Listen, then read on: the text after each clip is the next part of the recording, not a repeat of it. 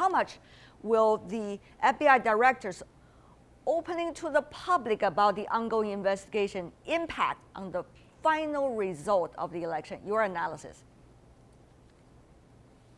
Well, I think those 3 vague paragraphs can have an effect. Even though we saw the race tightening before that letter was sent to Congress. I think it can have an effect on the independent-leaning Republicans who were either going to vote for Hillary or stay home that may now vote for Trump. But whether or not it has an effect in the battleground states of already where a large percentage of the early voting has been taking place, which means about 20 million Americans have already cast their votes before this non-revelation, Hillary may be ahead. So even though the race is settling and tightening, like the Clinton team always thought they would, I don't know the severity of how this is going to affect the battleground states.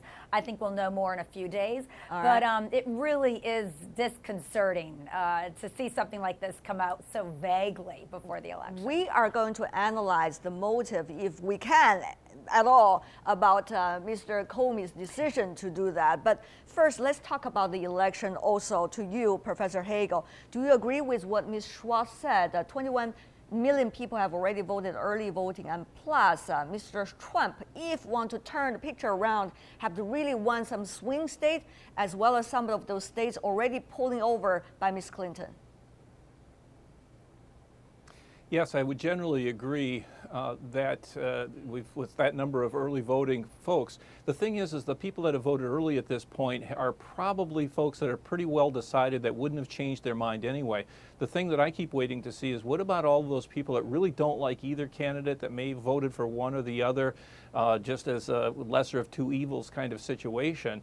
And for them, that may actually make a bit of a difference if they've been holding on. And now that difference could be that they just don't vote at all, or they skip the presidential race, or it could potentially shift them over to Trump, whether it's, as was indicated, independent-leaning Republicans or just independents in general who are perhaps tired of the whole mess. And of course, we do not know how many are they over there. But one thing is interesting, if we look at the polls, of course, it depends on how much you really want to trust the polls. According to 538, which of course is an aggregate of different kinds of national local polls, on Sunday, U.S. time, still the number is 21% to 79% supporters for Trump vis-a-vis supporters for Clinton. However, do you think that is likely to change, Mr. Ribas? I think things may change one way or another, and this is why. If you have 2 or 3% of people that may change towards or away from Hillary Clinton because of this controversy, if she has a good response to the controversy, she can move some of those people back into her column again, because this has been a very volatile election, and the opinions of those people who are not sure if they're going to vote or who they're going to vote for, they are not going to be settled because of these.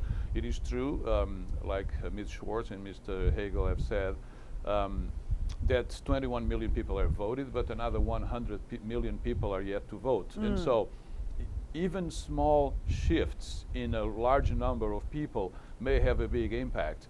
However, the most important thing is going to be, as it was said here, and I fully agree, within the battleground states. And in those states, that's where the Hillary campaign is now launching a new phase in response to this controversy, which is, let's get out and vote. This is being done against our chances of winning. I see. We need to get out there and vote and not let this happen. I have actually seen emails from the Hillary Clinton campaign to their supporters all over the country asking for more money for get out the vote operations, and also reminding people that no matter what happens, this is the time to get out and vote. So they're trying to mobilize their base to make sure their base shows up to vote in order to make sure that they don't lose the election in the home stretch. That's what Secretary Clinton's base have been doing. Of course, Mr. Trump's base has not been waiting either. They are making their own actions. But Ms. Schwartz, in order to win the electoral vote, Here's what I have researched about what Mr. Trump has to do with the states. He has to get the swing states, 3 of them, Ohio, Florida, North Carolina. Meanwhile, he has to secure one state, Utah, which has been quite closely contested by also an independent candidate. Meanwhile, he has to pull over 3 other states now going to the direction of Secretary Clinton. That is Nevada, Colorado, and Pennsylvania. Of course, anything could happen. Anything could happen in one county that would swing all the state electoral vote to one direction or the other. But Ms. Schwartz, given your knowledge, if the investigation would not come to a close before the election, what is likely to be the difference it's really going to make? I honestly don't think it's going to be the game-changing decision of this election, and it's amazing how many hours and stories can go into the next 8 days. But I think what's really interesting to look at is that, yes, Donald Trump is expanding the map. He's traveling to other states to try to flip them from blue to red, but he's traveling and holding rallies. Now, Hillary Clinton is too, but Hillary Clinton has more cash on hand. And I hate talking about cash on hand because I don't like the money in politics. But what Hillary Clinton has that Donald Trump does not is an active ground operation of field offices, as was just mentioned, GOTV, get out the vote strategies, and money behind it.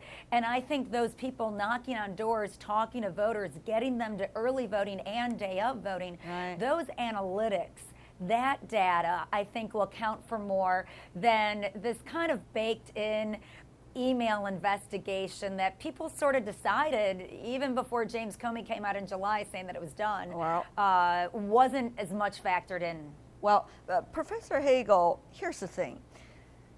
Mr. Comey, the FBI director, when he made the announcement and the letter public to the Congress, to the general public, he actually has been discouraged by the Justice Department officials and also some of his FBI colleagues. Meanwhile, you also see former Justice Department officials, more than 100 of them, signing petition letters against his decision of going public. And at the same time, there has been very strong, of course, Democrat Party voice against him during this process. He is considered to be a nonpartisan person, at least when he's doing his job. So many would wonder, is this a political suicide bomber against Ms. Clinton? Or how should we interpret this interesting phenomenon? Well, it's interesting because when you talk about interpreting a phenomena like this, that you always want to put a particular spin on it depending on your political point of view. When Comey initially seemed to have cleared Mrs. Clinton, the Democrats were extremely happy with him. Republicans were unhappy. It seemed like there was a lot of evidence against her, and yet he was unwilling to recommend charges. Well, now, one of the things that Comey did promise was that he would keep Congress informed, and that's exactly what his letter did. Now, the problem was that it occurred just a few days before the election, and this seemed to break with precedent. But then on the other hand, this is an unusual situation. Precedent probably wasn't going to apply. You also had an attorney general who met privately with the ex-president, who was the husband of the person who's under investigation, and also the Democratic nominee. So basically, James Comey was in a difficult position, that he was going to be accused of hiding and covering up if he didn't say anything until after the election. And if bringing it forward like as he did, he's going to be accused of interfering in the election. And for him, he probably was to a certain extent concerned about not only his own reputation, but the reputation of the FBI, which has taken a lot of criticism over the last several weeks and months. And so he really didn't have a good choice. And to a certain extent, this was probably the best choice for him, simply because it gives an opportunity for both sides to make the way in on it with still a good 8 days at this point, a few more than that at the time they made the announcement, before anything could happen. And of course, the Hillary Clinton campaign is basically saying, look, there's nothing there, and they can continue to make that particular argument. In fact, it seems a little odd that they are putting so much emphasis on this instead of saying, that, look, these are all duplicates, there's nothing there, let's go ahead and move on.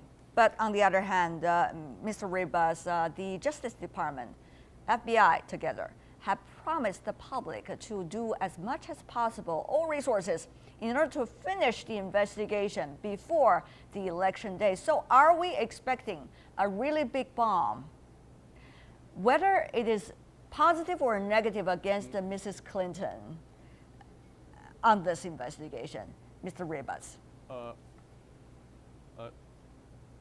I wouldn't know, but I can tell you one thing. There's no way they're going to finish the investigation before Election Day. We have 8 days to the election. If we are going to trust the number advanced by the Wall Street Journal, they have 650,000 emails to go through. There's no way in the world they can do that in 1 week. So whatever they promise the public, first they shouldn't promise anything. And this is the basic, I think the original sin in this entire mess was the director of the FBI going to the Capitol and explaining the investigation. You just don't do that. It's not part of the law. It's not part of the requirements. Number 2, you should have not promised public updates on the status of the investigation if further information becomes available. That's not the practice or the policy of the Justice Department. All right. First, you investigate. When you have results, you come out in public. And so, and to conclude straight to your question, no, there's no way they're going to be able to finish these. We don't know what's in those emails. It's certainly ironic that Anthony Weiner, being so destructive to his family, is now using that destructive character of his to also possibly be destructive to the Hillary campaign. But I don't think we're going to have an answer before election day. All right, before we go, I really want to have the three of viewers answer.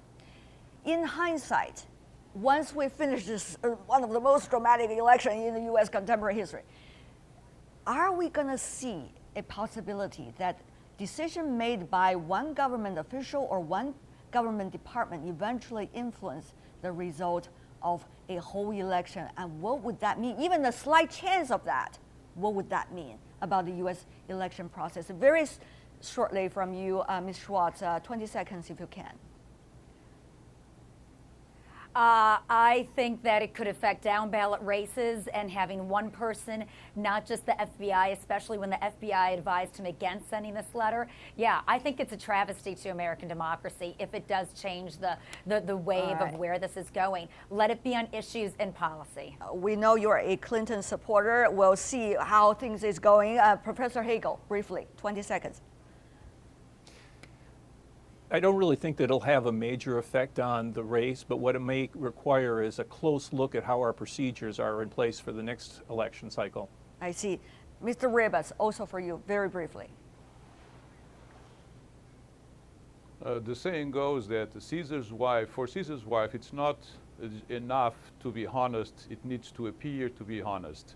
And the FBI here is at fault, and if there's any change in the results because of that, the appearance of interference by the FBI this late in the game is certainly not helpful for American democracy or democracy anywhere.